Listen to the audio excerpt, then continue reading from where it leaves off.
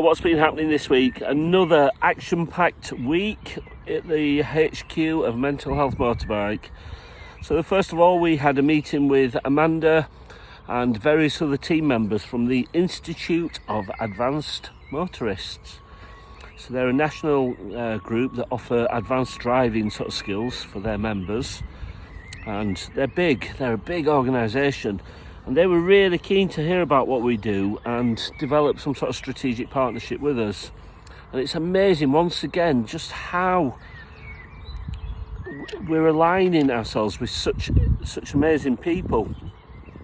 So lots to report on that, but we probably will do a separate article about IAM, and we'll feature that on the website and the social media. Another interesting partnership that's coming together is with Royal Enfield. So this is our friend George Cheeseman, who's the country manager of Royal Enfield. They're doing some sort of work with Calm, who do, suicide prevention organisation, a big organisation, and they thought there's a lot of overlap on what we're doing. So we sort of decided, let's get together and have a meeting to explore a more meaningful partnership together. So we've got a meeting next Thursday on that. So Martin Smith and I will take that meeting. So yeah, very excited about that. Very excited about Royal Enfield. I think they're sort of really up in the game over the last few years. They're really nice bikes. And we sort of first came across them at the Overland event. They have a big stand down at the Overland and give people a chance to go out on the Himalayan. And it's such a cool bike. A really, really interesting sort of backstory to Royal Enfield. It goes back years. So hopefully sort of developing some sort of more long-term partnership with George and Royal Enfield. The other thing to report is we are working on an app. So Kate John, who's done the mental health first aid training through us, she came and approached me and sort of said, would you like us to have a go at developing an app that updates the resources and links that you offer to the members? So we said yes, definitely, up for it. So what we did last week, it's taken a little bit of time to get back to Kate, but we put down an idea on paper. So this afternoon I'm going to give her a ring and just see how that's going really, and whether it's possible that we might get some of this into an actual app. So really, really excited about this. And I think if what we've put on paper can be achieved, it's going to be a game changer, to be honest. But we'll report more on the app later. But it's got things like mood tracking and roles for ambassadors to go and actually check out their local networks of mental health services that they can sort of put onto they put all the details in, and then it shows up as a pin on the map. And when our members log on to the app, they can see what's available to them nearby, sort of, where they live. But also they can sort of do, it's so many things. But we will actually share more about the app in due course. Charity meeting, had a great meeting with Alex, Andy, Ken and Mark last night. The charity is progressing well. We was working on the Articles of Association, basically the Constitution. It's written in a very, very weird way, so it takes a lot of getting your head around. But we're there, we're getting there sort of slowly. I think we're sorting it. Also looking at risk assessment, we're looking at operational frameworks, we're looking at scrutiny, all these words that I never thought I would ever have to deal with. I'm suddenly having to become very strategic. I don't know whether I like that. I'm better with people, not words and spreadsheets and documents, but there we go. Something good to look forward to next week. We've been invited as guest speakers to the Institute of Advanced Motorists in the Solent. So they're one of the biggest sort of branches of the IAM, and we got invited by Dee and their members to do a 30-40 minute sort of presentation. So I'm really looking forward to that, and Heidi's working with me, so me and Heidi sort of work well together, and she's very dynamic, and she's also an IAM member, so it's got real relevance, Heidi being involved. So yep, looking forward, and we'll sort of feedback. I had a very interesting call yesterday. It was Stuart what was his name?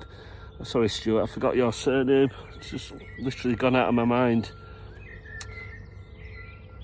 Nope, it's not going to come back. Sorry. But Stuart, really, really nice guy. He's a producer and involved with the Hereford and Worcester BBC, so works on BBC Radio down there. Really, really nice guy. He actually runs a podcast series called The Sons of Anxiety. Obviously a pun on the Sons of Anarchy. I said to him, "Are you a biker?" He said, "No, but I look like one. I've got a big beard and stereotypical biker." But Stuart and I had a really sort of good chat, and he sort of said, "What are you doing tomorrow?" Which is obviously this morning.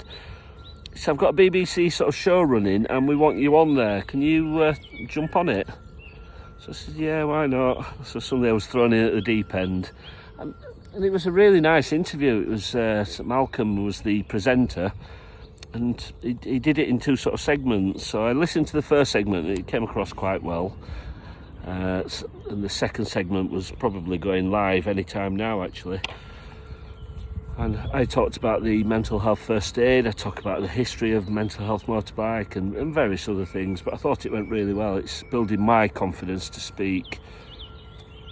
Also, this week had a very good meeting with Derbyshire, the mental health lead, the public lead around mental health in Derbyshire.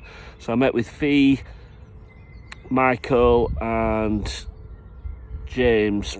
Really, really nice people. They are very sort of strategic people, and again they are really useful sort of contacts because they will help us consider all the scrutiny stuff that we need to be thinking about, also thinking about the policies and procedures that we need in place. And they really gave me confidence around what we're doing is making a difference. And I think sometimes you enter into this work very naively, but they were sort of saying what we're actually doing is very, very important. And I think I know it's very important, but sometimes when you're in the thick of it, you don't always process just how important it is. So having contacts like James and Michael and Fee, it's going to be so important locally for me to understand the systems that are put in place and the how referrals take place. And then finally, Mallory Park, which we talked about last week, didn't happen this week because there was problems with it was COVID related. I think there was only so many people allowed into the paddocks. So Richard was saying that the pit team, they had to reduce it down to 2, and so they were still a little bit twitchy at Mallory Park, but sort of outsiders coming in if they were not needed to come in. So we've arranged sometime in June that we will go and meet with Rich Gibson Racing, and Rich, he did all right. He had a little bit of a spill, but that's obviously sort of as he put it down, a rookie error. The tyres weren't warm, and it was very, very wet. So, I mean, looking at his results, I think they did really, really well. Despite sort of finishing and ending their day early, they still did really well. And I think it was a good testing process for Rich. So, yeah, looking forward to following Richard's so just check out Richard or Rich Gibson Racing on Facebook, and you can follow all the progress. But they're big supporters of Mental Health Motorbike. And yeah, very important, obviously, members to our group. So take care, everybody. That's it. I'm waffling on like mad. There's an aeroplane above us, so sound will be horrible. See you soon. Have a really good week. If you need any help, mhmotorbike.com. See you soon.